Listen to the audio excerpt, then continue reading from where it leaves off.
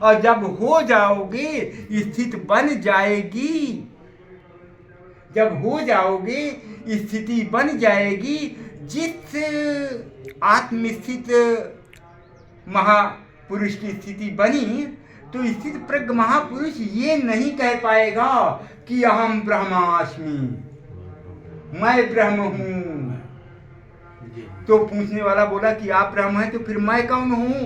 शिष्य पूछ रहा है, बोले तत्त्वम असि, तुम भी वही हो।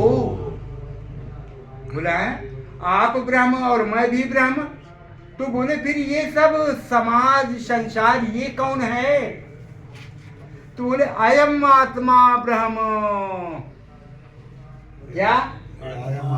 अयम आत्मा ब्रह्म। ये आत्मा जितनी है ये ब्रह्म ही ब्रह्म। तो फिर एक कैसे कहते बनेगा? एक कहूं तो और दूजा दो कहूं तो गाली। तो फिर वो भी कहते नहीं बनेगा कि एक ब्रह्म है, एक ब्रह्म है। इन सब में ही तो समाया वो ब्रह्म है। तो अगर एक हो तो फिर बाबा मर जाए तो फिर सब चले जाए, फंस गया मामला ना। तो एक भी नहीं कहते बनेगा, एक है एक है। अरे वो सब में जो समाया है उसके गुण धर्म एक हैं। क्या बात निकल कर आई? गुण धर्म सब प्रकाश जिन सब में है हर जीवों में वो सब का ब्रह्म प्रकाश दे रहा है। उस प्रकाश से वो जीव पूरे कार्यों को कर पा रहा है। तो गुण धर्म एक हो गए ना वे। तो वो रज रज कण कण में समाया है, हर जगह जर्रे जर्रे में समाया है। हर मजहब वाले अलग अलग शब्दों से कहें तो उसमें फंसना नहीं।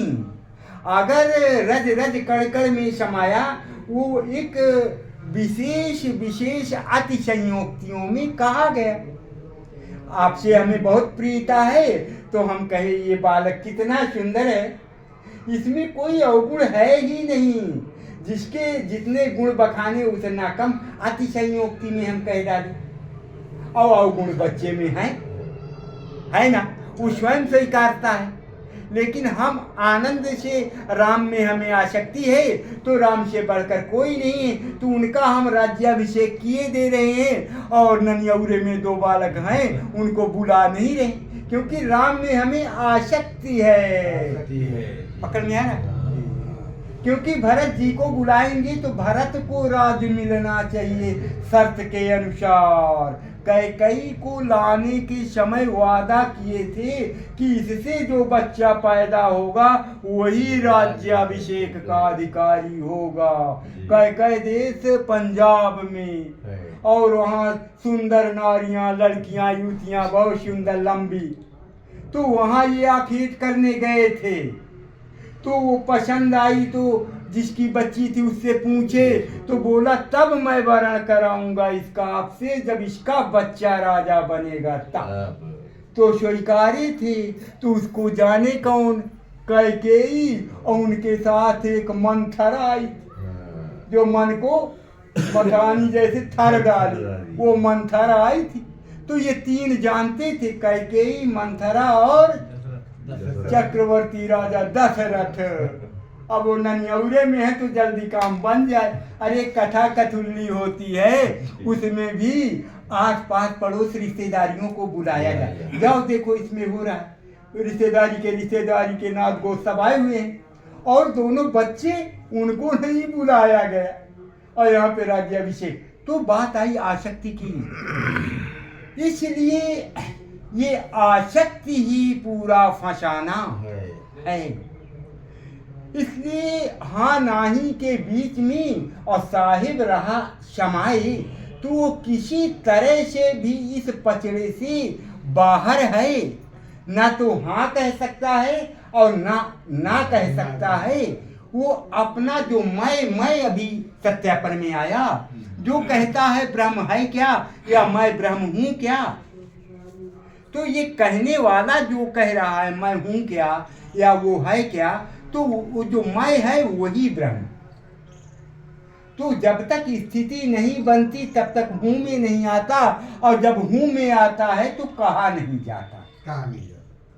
कितनी कैसी बातें निकल कर आती। जब स्थिति में आ गया तो ये कहा नहीं जाता कि मैं ब्रह्म हूँ।